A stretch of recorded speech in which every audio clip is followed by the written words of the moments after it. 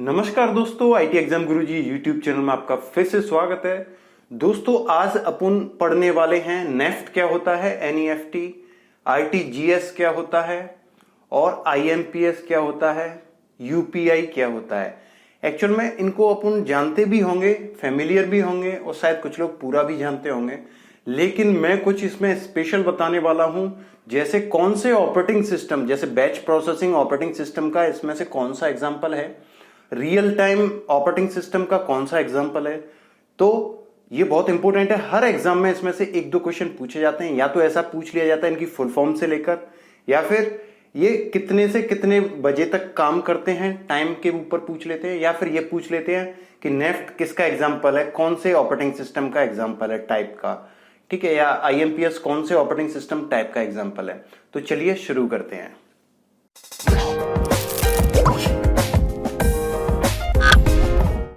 तो दोस्तों सबसे पहले हम पढ़ने वाले हैं नेफ्ट, ठीक है।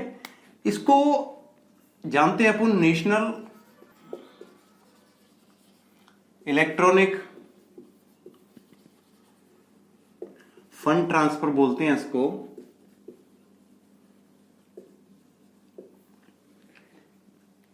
ये पैसे ट्रांसफर करने का एक सॉफ्टवेयर स्कीम है जो 2005 में लॉन्च किया गया था।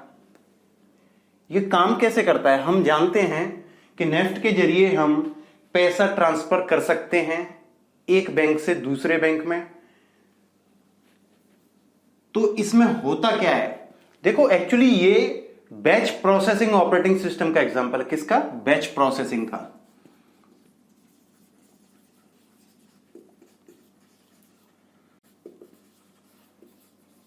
ये मैंने आपको ऑपरेटिंग सिस्टम में पढ़ाया था। इसमें क्या होता है, बैच प्रोसेसिंग ऑपरेटिंग सिस्टम समझ में आ गया तो ये अपने आप आ जाएगा। बैच प्रोसेसिंग में क्या होता है, इसमें बैच के रूप में सारी प्रोसेस इकट्ठा होकर एक बैच बनता है, फिर बैच जाता है पूरा प्रोसेस होने के लिए।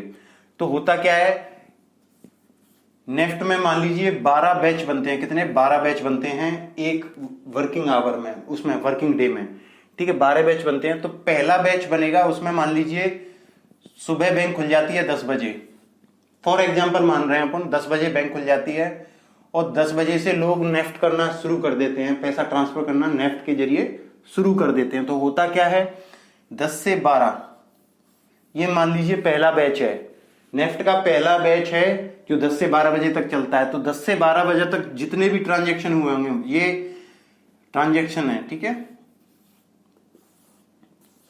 नेफ्ट के जितने भी ट्रांजेक्शन हो रहे होंगे वो एक पूल में इकट्ठा होते जाएंगे। 10 से 12 बजे तक मान लीजिए इतने हुए, जबकि होते हजारों की संख्या में हैं, ठीक है। ये क्या है, अपनी नेफ्ट प्रोसेस।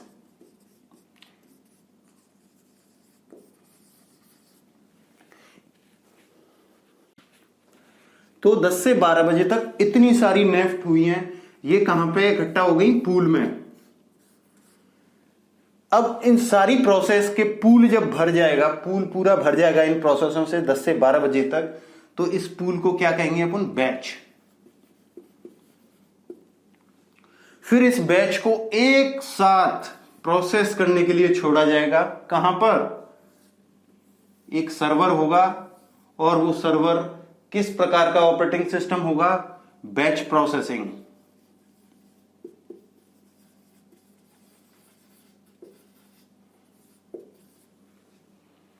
तो 10 से 12 बजे तक जितने भी बैंक के नेफ्ट इकट्ठा हुए हैं पूल में, वो सारे एक बैच बनकर कहां जाएंगे एग्जीक्यूट होने के लिए? बैच प्रोसेसिंग ऑपरेटिंग सिस्टम में। और वो सारे नेफ्ट जिसको भेजे गए थे उनके खातों में ट्रांसफर हो जाएंगे, ठीक है। अब देखिए आप क्यों ऐसा क्यों करते हैं बैच से, सिंगल भी तो कर सकते हैं भैया। सिंगल में क्या होगा, मान लीजिए एक दिन में 10 से 12 बजे तक 90,000 नेफ्ट होते हैं, मान लीजिए 90,000 नेफ्ट। तो इस ऑपरेटिंग सिस्टम को कितनी बार काम करना पड़ेगा? 90,000 बार। और अगर मैं उनका एक बैच बना दूं, क्योंकि ये सक्षम है एक ट्रांजैक्शन को नेफ्ट के को करने के लिए, इसके लिए बहुत छोटा सा काम है, उसके लिए इसको 90,000 बार परेशान करने की क्या जरूरत है, ठीक है। तो इसको 90,000 बार ट्रांजेक्शन करना पड़ेगा, 90,000 बार कोई एरर आएंगे बीच बीच में, क्या मतलब पड़ रहा है। तो वो क्या करते हैं, जितने भी 10 से 12 बजे तक मान लीजिए एक बैच चलता है, तो उस बैच में जितने भी नेफ्ट हुए हैं उन सबको इकट्ठा करते हैं, उसको क्या बोलते हैं, पूल। ठीक है, और पूल क्या है, प्रोसेस का समूह, यानी उसमें नेफ्ट सारी इकट्ठी हो जाती हैं, फिर एक बैच जाता है और 10 से 12 बजे तक जितनी भी नेफ्ट इकट्ठी हुई हैं वो 12:01 पर सारी प्रोसेस कर दी जाती हैं, सारी एग्जीक्यूट कर दी जाती हैं, और नेफ्ट को जिस खाते में इनको भेजा गया है उन खातों में तुरंत डाल दी जाती है। अब मान लीजिए एक बैच डल गया हमारा 10 से 12 बजे तक, अब क्या होगा, 12 से 2 बजे तक फिर सारी नेफ्ट, 12 से 2 बजे के बीच में जितनी भी नेफ्ट कर रहे होंगे लोग वो सारी इकट्ठी होंगी। कहां पे इकट्ठी होंगी, नेफ्ट पूल में। कहां पे इकट्ठी होंगी, नेफ्ट के पूल में। पूल में इस तरीके से इकट्ठी हो गई, ये सारी क्या है, नेफ्ट हैं, अलग अलग लोगों ने किए हैं बैंक में ट्रांसफर करने के लिए। तो ये सारी इकट्ठी हो गई वापस, और फिर क्या होगा, 2:01 पे ये पूरा पूल की एक बैच बनकर फिर बैच प्रोसेसिंग ऑपरेटिंग सिस्टम पे जाएगा, और ये फिर से उन सारी पूल की नेफ्ट को ट्रांसफर कर देगा। फिर क्या होगा, 2 से 4 बजे वाला बैच चलेगा। 2 से 4 बजे वाले बैच में फिर जितनी भी लोगों ने नेफ्ट की होंगी पैसे ट्रांसफर करने के लिए, वो सारी नेफ्ट की प्रोसेस नेफ्ट पूल में इकट्ठी हो जाएंगी, और नेफ्ट पूल फिर उनको बैच बनाकर 4:01 पर बैच प्रोसेसिंग ऑपरेटिंग सिस्टम के जरिए एक एक करके एक साथ सारी नेफ्ट को ट्रांसफर कर देगा। फिर क्या होगा, 4 से 6 बजे तक इसी तरीके से 4 से 6 बजे के बीच में जितने भी लोग नेफ्ट कर रहे होंगे वो सारी इकट्ठा होंगी और बैच के जरिए वो प्रोसेस हो जाएंगी। ठीक है, तो दोस्तों इसमें क्या है, आधे घंटे से लेकर 2 घंटे तक का यूजर को वेट करना पड़ता है पैसे ट्रांसफर करवाने के लिए। अगर मान लीजिए कोई चाहता है कि मुझे बहुत ज्यादा इमरजेंसी है भैया, नेफ्ट तो 2 घंटे में 2.5 घंटे में बैच छूटता है, तब पैसा मेरा पहुंचेगा, तब तक तो मेरे काम खराब हो जाएंगे, इसलिए उन्होंने नेफ्ट की जगह पर एक और स्कीम लॉन्च की, उसको क्या बोलते हैं, आरटीजीएस। तो नेफ्ट आपको समझ में आ चुका है, बहुत अच्छे तरीके से प्रैक्टिकल है, ऐसा किसी को नहीं पता, वो इस तरीके से बताया मैंने आपको कि बैच प्रोसेसिंग ऑपरेटिंग सिस्टम का भी हमने यूज पता लगा लिया, क्योंकि ये हमने ऑपरेटिंग सिस्टम में पढ़े थे तो हमको पता नहीं था बैच प्रोसेसिंग कैसे काम करता है। अब आपको बैच प्रोसेसिंग भी पता चल गया, नेफ्ट कैसे काम करता है वो भी पता चल गया। तो इसमें से क्वेश्चन बनता है नेफ्ट की फुल फॉर्म का, तो नेशनल इलेक्ट्रॉनिक फंड ट्रांसफर, और दूसरा क्वेश्चन बनता है कि रियल टाइम में कौन सी ट्रांसफर स्कीम काम करती है। 4 ऑप्शन दे देगा, नेफ्ट, आईएमपीएस, यूपीआई, आरटीजीएस, तो आप कंफ्यूज हो जाओगे, वो आगे बनेगा क्वेश्चन। तीसरा है नेफ्ट कौन से ऑपरेटिंग सिस्टम का एग्जांपल है, तो वो आपको दे देगा पैरेलल प्रोसेसिंग, डिस्ट्रीब्यूटेड प्रोसेसिंग, या नेटवर्क प्रोसेसिंग, या आरटीओएस, रियल टाइम ऑपरेटिंग सिस्टम, या फिर बैच प्रोसेसिंग। तो आपको करके आना है बैच प्रोसेसिंग। तो चलिए इसी के साथ आरटीजीएस को और देखते हैं। 4 टॉपिक पढ़ाऊंगा, चारों में से 1-2 क्वेश्चन आते हैं, तो पूरा देखें इस वीडियो को। तो दोस्तों दूसरा है हमारा RTGS, fund transfer. Full form होती है इसकी रियल टाइम ग्रॉस सेटलमेंट, यानी पैसे का hand to hand real time में उसी वक्त पैसे का सेटलमेंट यानी ट्रांसफर। ये स्कीम भी 2005 में ही इंट्रोड्यूस की गई थी।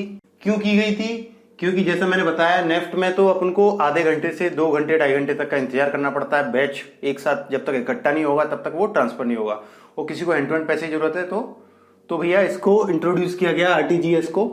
ठीक है, आरटीजीएस में देखिए क्या होता है, बैच का इंतजार नहीं करते कि पहले सारी प्रोसेस को इकट्ठा करो, नहीं, जैसे ही किसी ने ट्रांजैक्शन किया, ये क्या है ट्रांजैक्शन को टीआरएन बोलते हैं, ठीक है, और ट्रांसफर को बोलते हैं टीआरएफ। तो जैसे ही किसी ने ट्रांजैक्शन किया तो एक ऑपरेटिंग सिस्टम होता है, पहले तो था बैच प्रोसेसिंग ऑपरेटिंग सिस्टम, अब है आरटीओएस। ये भी मैंने आपको ऑपरेटिंग सिस्टम में पढ़ाया है, वीडियो देख लेना। आरटीओएस में क्या होता है, रियल टाइम ऑपरेटिंग सिस्टम इसका नाम है। इसमें क्या होता है, 2 लाख से ज्यादा रुपए अगर ट्रांसफर करने हैं तो आरटीजीएस का यूज अपन करते हैं। ठीक है, आरटीजीएस के यूज करने से क्या फायदा है, ये तुरंत पैसा ट्रांसफर हो जाता है। तो जैसे ही किसी ने तुरंत कोई ट्रांजैक्शन किया है आरटीजीएस, ये कैसा ट्रांजैक्शन है, आरटीजीएस, किसी ने आरटीजीएस किया 2 लाख रुपए का, तो रियल टाइम ऑपरेटिंग सिस्टम काम करता है, ना कि बैच, तो वो तुरंत उसके खाते में ट्रांसफर हो जाते हैं। क्यों? क्योंकि इसके सीपीयू और रिसोर्सेस खाली नहीं रहते। जितने भी रिसोर्सेस और सीपीयू हैं वो आइडल नहीं रहते, वो एक्टिव रहते हैं। तो जैसे ही अपन आरटीजीएस ट्रांजैक्शन करते हैं तो आरटीजीएस तुरंत ट्रांसफर हो जाता है, दूसरे के खाते में तुरंत पैसा चला जाता है। अब क्या हुआ भैया, जो नेफ्ट है और आरटीजीएस है वो केवल बैंकिंग आवर्स में ही काम करते हैं।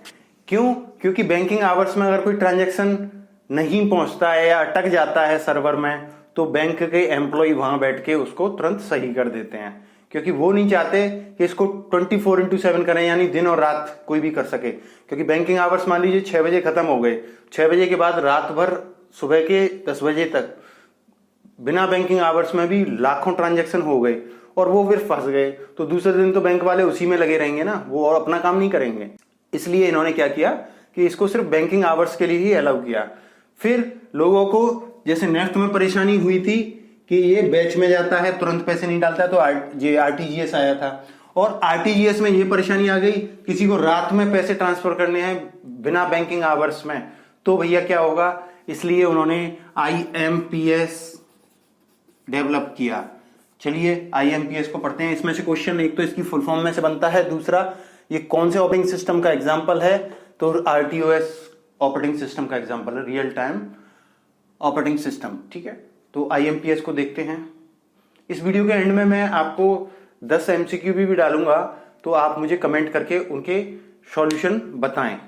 तो दोस्तों, आरटीजीएस केवल बैंकिंग आवर्स में काम करता था, इसलिए उन्होंने 24/7 ऐसा सिस्टम बनाया जो 24/7 पैसे को ट्रांसफर कर सके। उसके लिए उन्होंने आईएमपीएस डेवलप किया।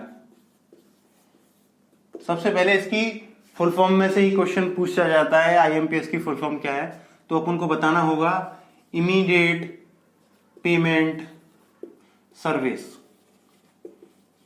IM stands for immediate, PS stand for payment service. इसमें क्या होता है, सबसे पहला तो 24/7 काम करता है, ठीक है। दूसरा है, ये 2010 में इंट्रोड्यूस किया गया था। तीसरा है, ये किसने बनाया था, एनपीसीआई, ठीक है। एनपीसीआई का मतलब है national payment corporation of India, ठीक है। तो इसमें से 4 क्वेश्चन बन गए। आईएमपीएस की फुल फॉर्म क्या है, आईएमपीएस कब काम करता है, 24/7 करता है। आईएमपीएस कब इंट्रोड्यूस किया गया था, 2010 में किया गया था। आईएमपीएस किसने डेवलप किया था, national payment corporation of India ने किया था। एनपीसीआई की फुल फॉर्म क्या है, national payment corporation of India. इतने सारे क्वेश्चन बन गए। और इसका मोटो क्या है, मोटो है इसका 24/7 प्लस आरटीओएस, यानी ये बैच प्रोसेसिंग ऑपरेटिंग सिस्टम पे काम नहीं करता, ये आरटीओएस पे करता है, यानी रियल टाइम ऑपरेटिंग सिस्टम पे काम करता है।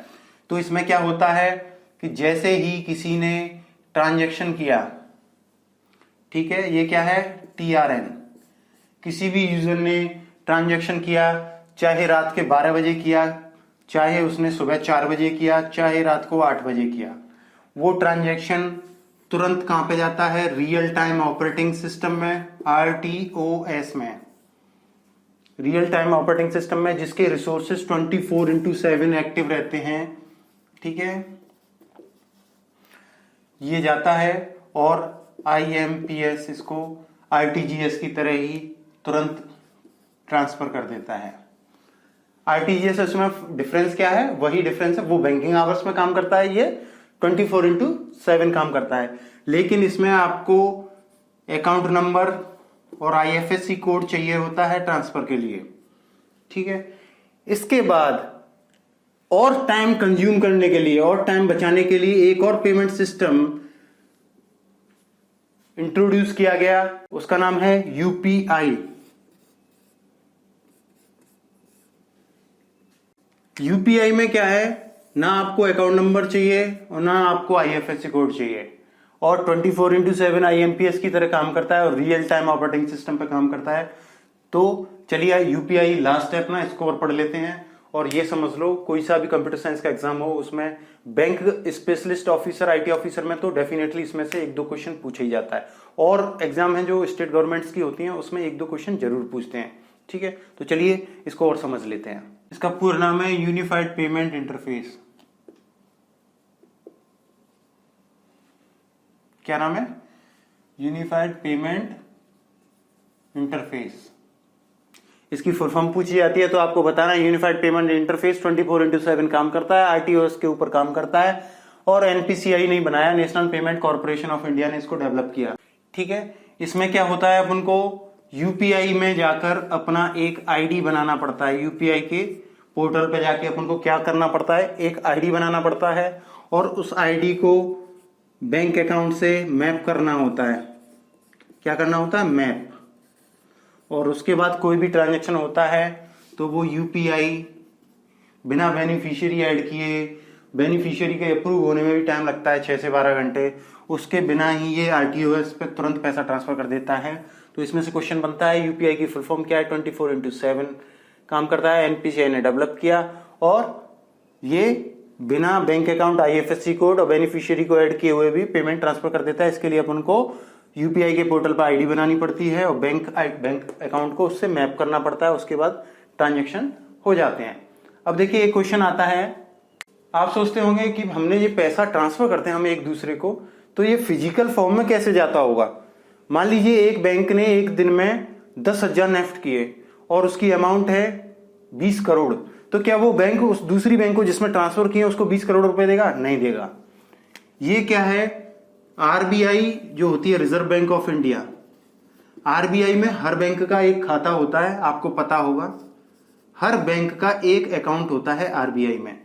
तो जितने भी नेफ्ट हुए हैं उन सबको आरबीआई देखता है कि कौन सी बैंक ने किस बैंक को कितना पैसा भेजा है ट्रांजैक्शन करके, ऑनलाइन डिजिटल फॉर्म में। ठीक है, फिजिकल फॉर्म में नहीं, डिजिटल फॉर्म में। और फिर आरबीआई उसको सेटल करता रहता है कि कौन सी बैंक को कितना पैसा, किसका कौन सी बैंक पे चाहिए पैसा, और कौन सी बैंक का किस पे उधार है, कौन सी बैंक को दूसरी बैंक को कितना देना, वो आरबीआई सेटल करता रहता है। ठीक है, तो इसी के साथ अगर आपको वीडियो पसंद आई हो तो वीडियो को लाइक करें और कमेंट जरूर करें, और जो लोग नए हैं वो चैनल को सब्सक्राइब करें। 200 से ज्यादा वीडियो है, उनको एक्सेस करें। इसी के साथ मिलता हूं आपसे नई वीडियो में, तब तक के लिए study hard, best of luck.